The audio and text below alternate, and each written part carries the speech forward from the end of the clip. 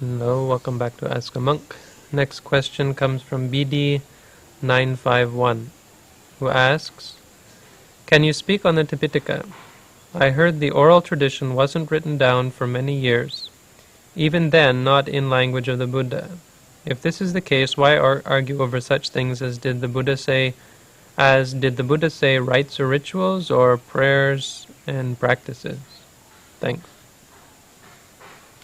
So talking about the Tipitaka, and specifically talking about the Tipitaka in terms of its exactness.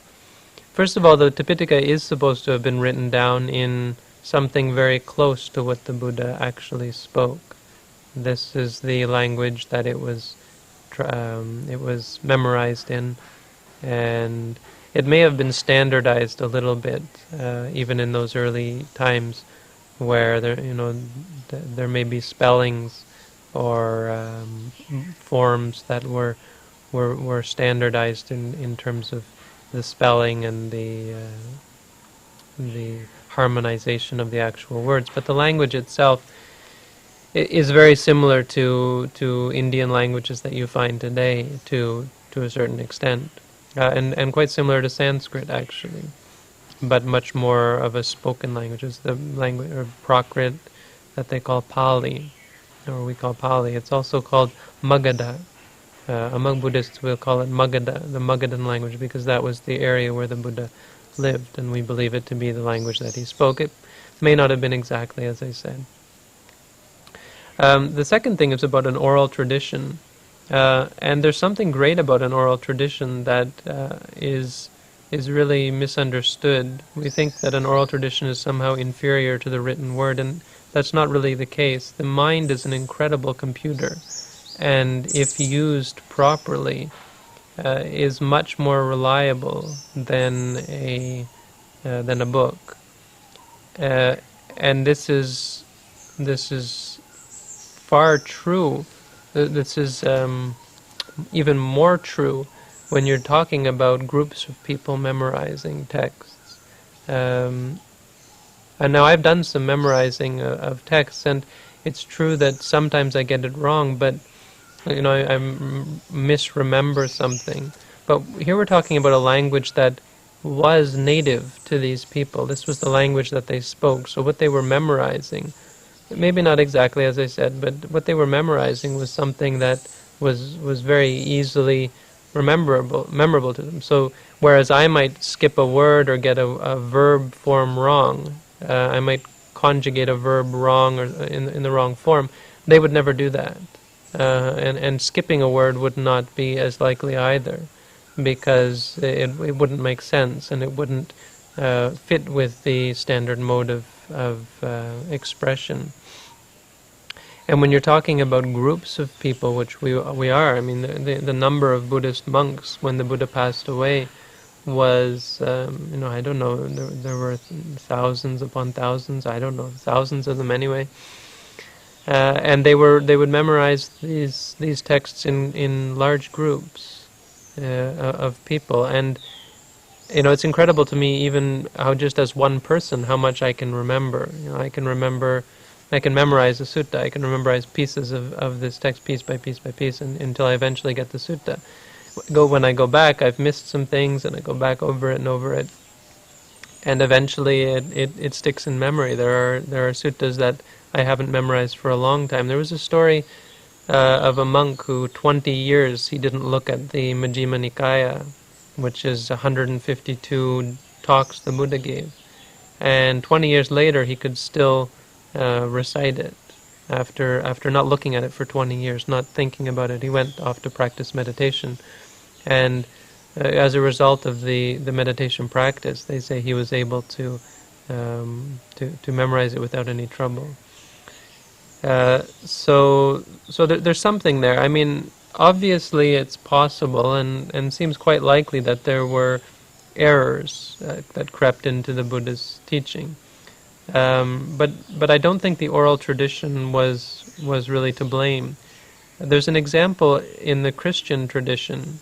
There's a man, a scholar, one of the greatest Bible scholars, a great Bible scholar, Bart Ehrman.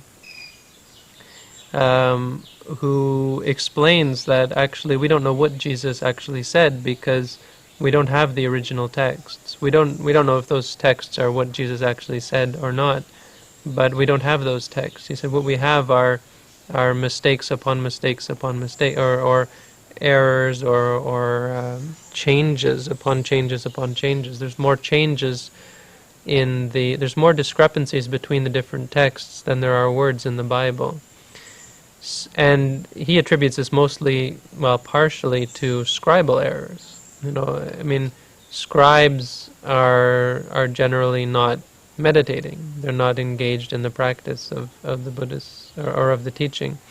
Scribes are generally paid, or in the Buddhist tradition maybe not paid, but they wouldn't likely be the meditation monks. And so as a result, there were many errors that crept into the Christian text. But another reason was the doctrinal differences. So there were many schisms, and they changed according to their schisms. Now this may be the case in Buddhism as well, because there were many different schools, and there have been many different schools, and as a result, we do find the same discourse has different and often pointedly different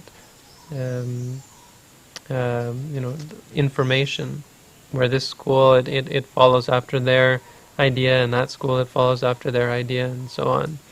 So that is the case.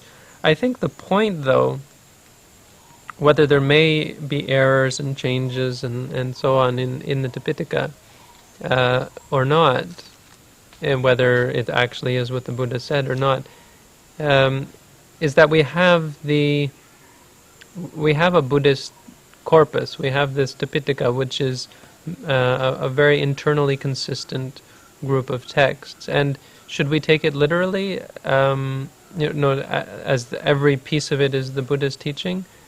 No, I think to an extent we shouldn't. To an extent we should be able to apply the basic concepts that are found therein.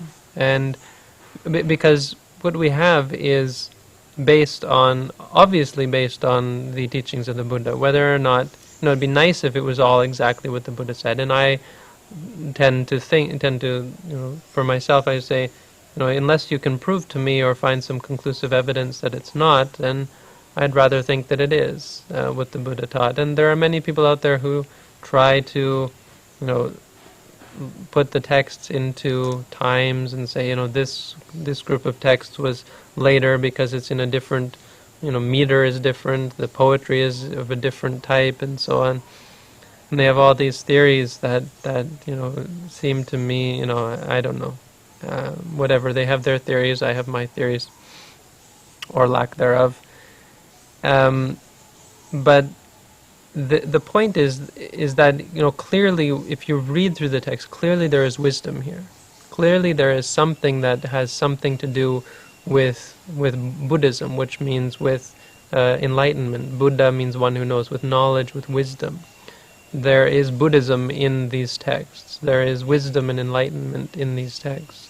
And if you can get that from the text, I think that is really the most important thing. There are passages in there that are so profound, and there will be a point where the Buddha said, all you need to know, before you start to practice meditation, all you need to know is that nothing is worth clinging to.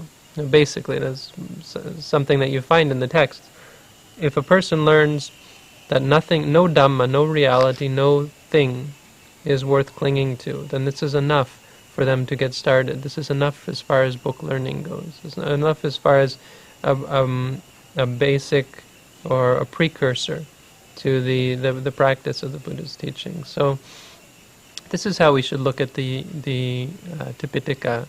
For people to go about quoting suttas and saying this proves that, that proves that, and often saying, this implies this implies that, and therefore dogmatically sticking to a set practice, I think is really sad. There are many different types of practice out there based on the Buddha's teaching, and you'll see that if you read the Tipitaka, if you read the suttas, that there wasn't one practice that the Buddha recommended for all people. So even if you could take it literally, it wouldn't do much good to say, look at this sutta. The Buddha said this is the way to enlightenment. And then someone comes up, well, look at this sutta. It says this is the way to enlightenment. So it wouldn't even do good if it was. The important thing is the basic understanding and the premise that we can then use for our practice. There are many things in the Tipitaka that will guide you away from wrong practice, and you should get those, you should understand those, but they're very general principles. The principles of impermanence, suffering and non-self, in the sense that there's nothing in the world, there's nothing in samsara that is permanent, that is lasting, that you can cling to. There's nothing in samsara that is going to make you happy if you do cling to it, because it's impermanent.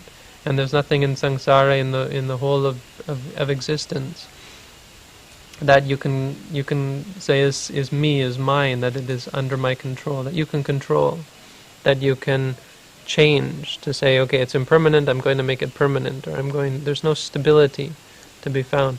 These three general principles, well, you'll find them throughout the Tipitaka, but I think clearly those are core ideas in the Buddha's teaching, and that has to do with the Four Noble Truths, which are basically the core of the Buddha's teaching.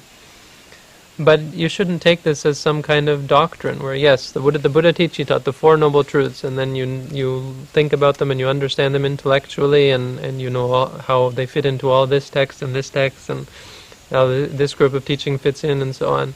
It's really useless. This is the Buddha said, like people who look after the cows of others. It's not so important to know everything. It's important to know what's important. It's important to know those things and to know them well. Those things that lead you to freedom from suffering.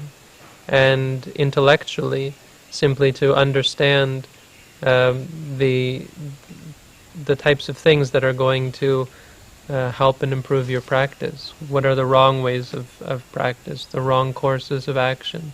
What are the right courses of action? What are wholesome things? What are unwholesome things? And this is really important, getting the general principles. So reading the Tipitaka is great, read through it, but don't look through it trying to pick out why did the Buddha say this, why did the Buddha say that. Get general principles and then go to practice meditation. Because what the Buddha was teaching was about reality, was about this, our existence, what's happening right here and now, this listening to the sound of your speakers, and the feeling in your chair, and the hot and heat and the cold, the emotions going through your mind, the intellectual process of liking what I say, disliking what I say, judging what I say, the ego, the delusion, and so on. All of this is what the Buddha taught. It's clearly there in the Tipitaka. And if something in the Tipitaka goes against reality, that's when you should discard it. Not when it goes against what you believe. And I think this is what leads a lot of people to criticize and to find patterns of what is really the Buddha's teaching and what is not. Because it's based on their views and their opinions. They don't like this teaching, so they throw it out. They don't believe this teaching is in line with their idea of what is right, and so on. But that's there's nothing you can do about that, because there are as many views as there are people. You can't possibly make everyone agree with any teaching, even the truth. There are more people probably who will refuse to believe the truth than people who will believe the truth. Maybe not. There are definitely people who will refuse to believe the truth when given to them. Probably I'd say more who refuse to believe the truth. So don't go looking for a doctrine per se in the Tipitaka, in terms of the Buddha taught this, and this is the truth. It's in the texts. The Buddha was against that. He said, when you know for yourself that these things are to your benefit, then develop them. When you know for yourself that certain things are for your detriment, then abandon them. And that's what happens. Once you know that something is for your detriment, you will not develop it. It will only decrease and decline. And once you see clearly that it's not to your benefit, you will never give rise to it again. It will disappear. So simple. You gave one specific example here, which I'm not really, it doesn't really mean too much to me. The example of whether did the Buddha say rites and rituals or prayers and practices. Well, that's really a different question, though. That's the question of translation, because those two terms come from the same Pali passage, the same word as Silabbata Paramasa. And so it's not whether the Buddha said A or B, it's whether one or the other is a more proper translation, both etymologically and in terms of what the Buddha meant by it. Silabbata Paramasa specifically, and this is, it's only an example, but Sila Vata, Bhatta comes from Vata, Para Amasa. Sila means refraining from certain things. Vata means undertaking certain things or certain practices. So whatever you translate them as, it means one is negative and one is positive. Refraining and undertaking, in the sense of refraining and undertaking. Para amasa. Para means others or external, and amasa means clinging or holding on to, grasping. So it's holding on to these two things, refraining from certain things and undertaking certain things, and holding that to be important. Like saying, to be a good Buddhist, you have to do this. You have to light incense. You have to bow in this way, and this way, and this way. You have to chant in this way, and this way, and this way. It's important to practice, to do certain things and to refrain from certain things that are outside of the path, so that don't have anything to do with the path. If someone says, you have to light incense or you have to bow, and this is the way to enlighten, or this is important in the practice of enlightenment, or if someone says you have to refrain from eating garlic, or you have to refrain from this or refrain from that to practice the Buddha's teaching, and that has nothing to do with the Buddha's teaching, or it has nothing to do with reality, with understanding and realizing the truth. That's what is meant by Silabbata Paramasa. So the problem you have here is translation. Which translation there is going to give people a better understanding of the actual Pali word? And as you can see, it's a complicated word. The best way to solve that dilemma is to learn Pali. And that's a great thing to do as a Buddhist. It's a life goal. If you're a person who is dedicated to this path, it's worth it to learn Pali, because any translation is only makeshift. You see, there are two examples. Which one is right? Well, neither one exactly captures those 4 words that make up the compound. So, anyway, just food for thought and a little bit of insight for today. Thanks for the question. All the best.